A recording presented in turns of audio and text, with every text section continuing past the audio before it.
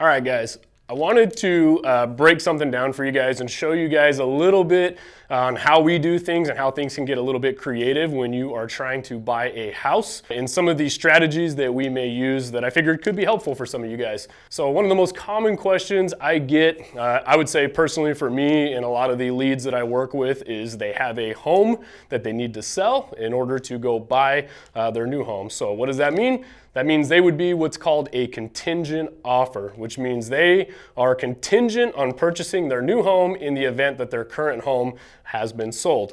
So the biggest concern a lot of people have, right, is if you're in this situation, you have a home that you need to sell and you want to get into a new home.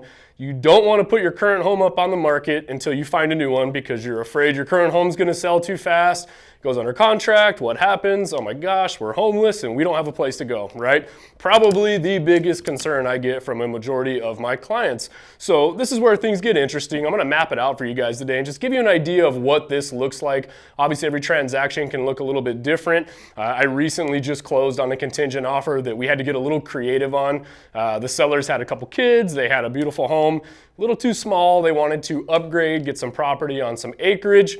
Biggest concern with getting their house on the market was that they knew most likely would sell pretty quick, and they didn't know if we were going to be able to find what it was that they needed to find. So there's a lot of moving parts in this to help it go as smoothly as possible. I'm going to try to map it out today for you guys, just to give you guys a little visual behind this and kind of show you how we did it. So hopefully it's helpful for you guys if you're in this situation and you are a contingent buyer needing to sell your current home to go get into that new home. So what had happened was this amazing family had called me. We're going to draw a little house for you guys right there so you guys can call it. We're going to call this house A. This is the one that they currently lived in. This house was probably worth, I would say, right around market at the time, $430,000. Like I said, really nice house, 3-bed, 2-bath, located in a killer community here in the East Valley. Just because of the price point, the condition of the home, and the features that it had, I knew it would sell pretty quick. So their biggest concern was, if we put our house on the market, this thing is going to move quick. We are not going to be able to find what it is we were looking for. Like I said, what they wanted was something that was a little bigger, like a 2,500 to 3,000 square foot house on some acreage. So what they were doing was called a move up. That's what I call these, where they're moving from their current house, upgrading to a larger, bigger house. So we went out, we did some looking, we previewed a couple homes, like I said, prior to this one being on the market, just to give them an idea of what was out there on the market for their money and what they could get. And then we ended up finding their bigger home.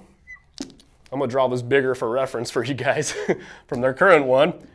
And we're gonna call this one home B. This home was absolutely killer. I think it was 2,800 square foot, acre and a quarter, no HOA, exactly what it was they were looking for.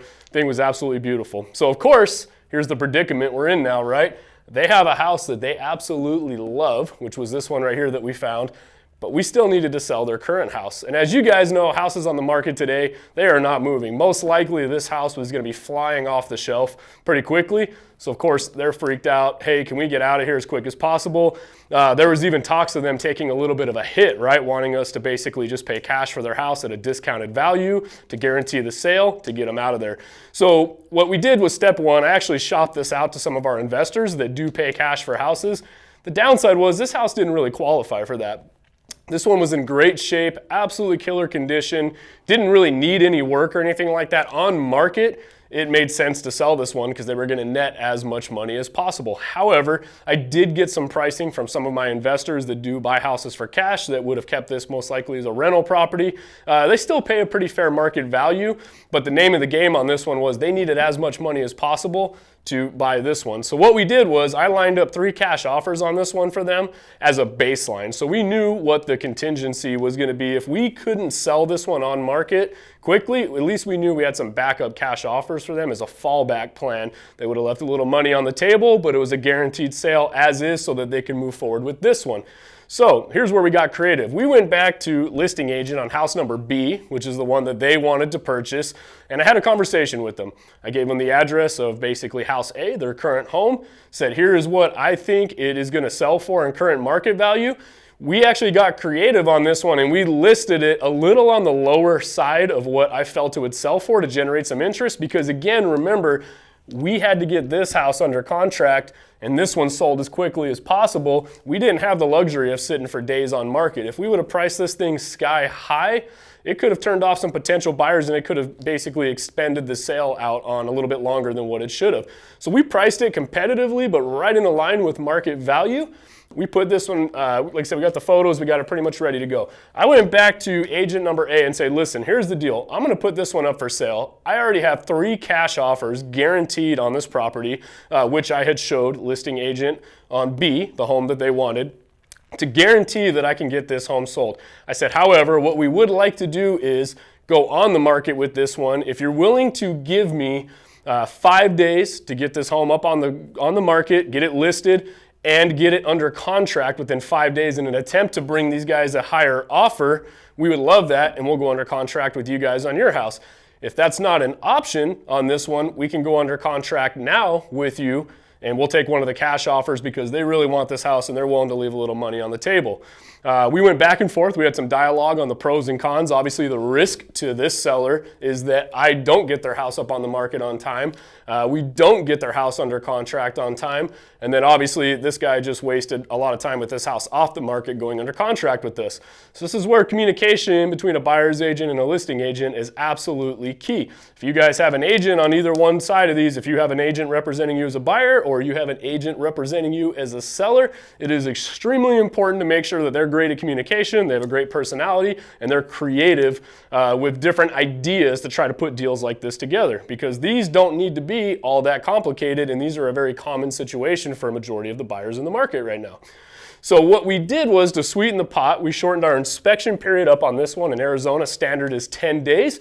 We actually dropped it down to 7 days, so we did a 7-day inspection on this property. And then what we agreed to do was, after the 7-day inspection period, the earnest deposit for us would go hard pending that we did not find anything major wrong with the property. Now, in alignment with the 7-day inspection period, that gave me 7 days to get this home up on the market and under contract. So just in time for our inspection period to end, I had to have this home up on the market and under contract for them.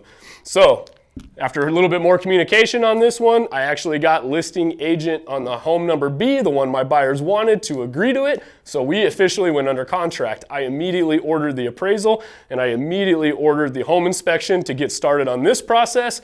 And then I went to work on their property number A to get this one up on the market. The result on this particular property, we listed it on a Monday, and by Saturday we had already had 23 offers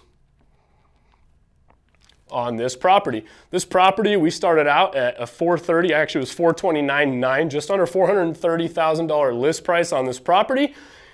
Because we priced it so competitively, which I know this is a big concern with current sellers in our market. I want to price my house sky high, but there was a strategy behind this with pricing it a little bit lower, more in market value, making it a little more within reach for people to start out with. Because we priced it at this, we got a total of 23 offers. I think we finished out with a total of 71 showings on this property within 5 days. And then this one ended up closing out. We had $470,000 as is condition is what I got their house under contract for and closed from a $430,000. So we netted them $40,000 more than the initial list price than we went in. The cash offer that we had on this property from the investors, one of the highest cash offers I had on this one was $425,000. So we had a guaranteed $425,000 in as-is condition that we could have fallen back on, which wasn't terrible under the initial $430,000 list price, but we ended up netting them $470,000 on this one, got them $40,000 more under contract within the 7-day window as promised. So what I did was told listing agent number B, guess what? Good news. And I also communicated along the way too, just because he was working with us on this one to give us an opportunity to get it under contract. They gave us that 7-day window to get this one sold. Again, I know it worked out in his favor too, because I had already had a couple offers lined up from investors. I had shown him proof of those offers so that he knew we had a contingency in place in the event that this house didn't sell. But I did keep him updated throughout the process. I actually gave him daily updates. Here's how many showings we have. Here's how many offers we have, just to keep the confidence high within this listing agent and that seller, to let them know that we were fulfilling our end of the bargain and the deal for them. So all went well. Home inspection came back very clean on this one, just as we had suspected. We didn't run into any really major issues. We asked for a couple of small repairs, which they did. Ended up getting this one under contract, and then we did what's called a same-day close.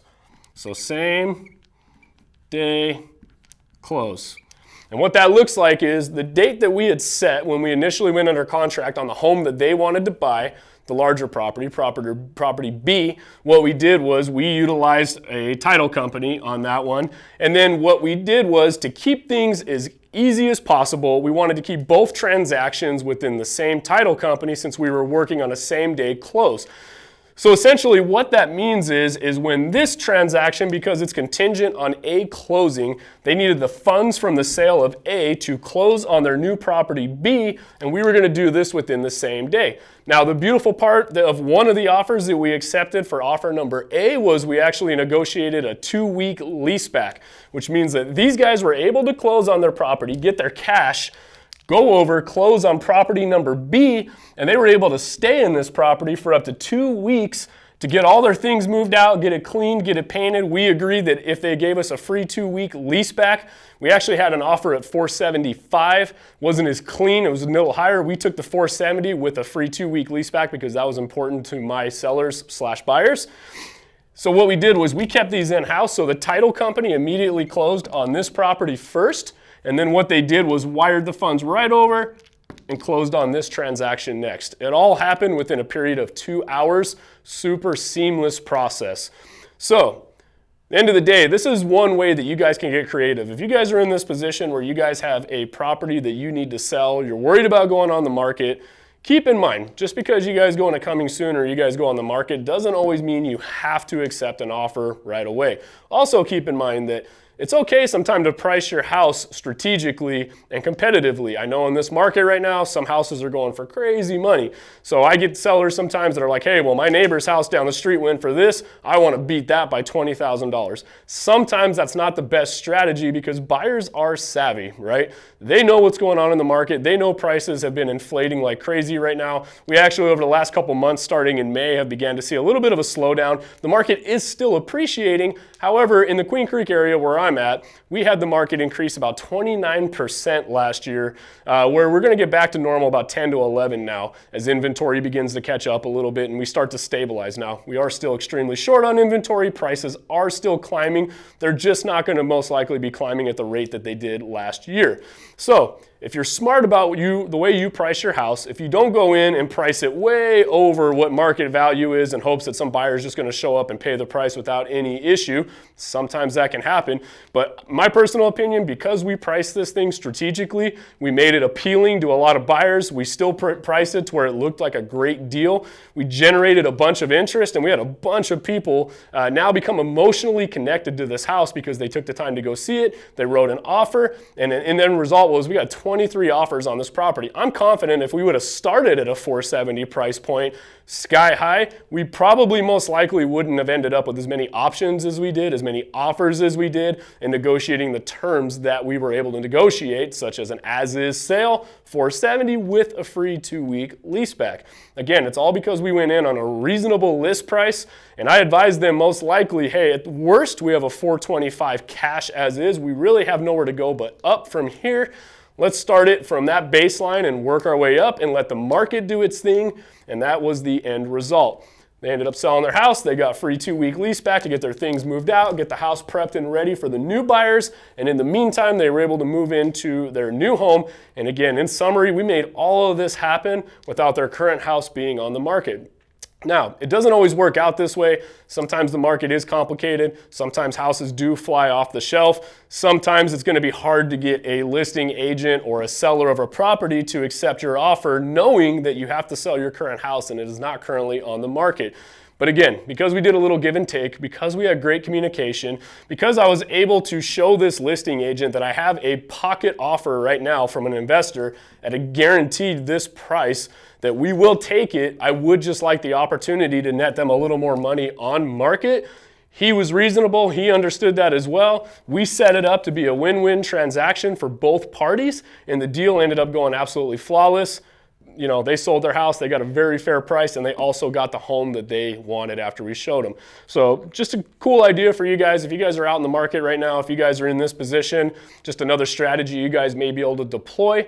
Again, make sure you guys are hiring agents that are just really good at solving problems, that are creative, they're great at communication. I can tell you primarily as a listing agent, one of the biggest things that helps is having a buyer's agent that can just pick up the phone, have a conversation, talk through these situations to see what's important for sellers, see what's important for buyers, because again, guys, it's all negotiable, right? It's not so black and white in some of these things as you guys can see in this transaction.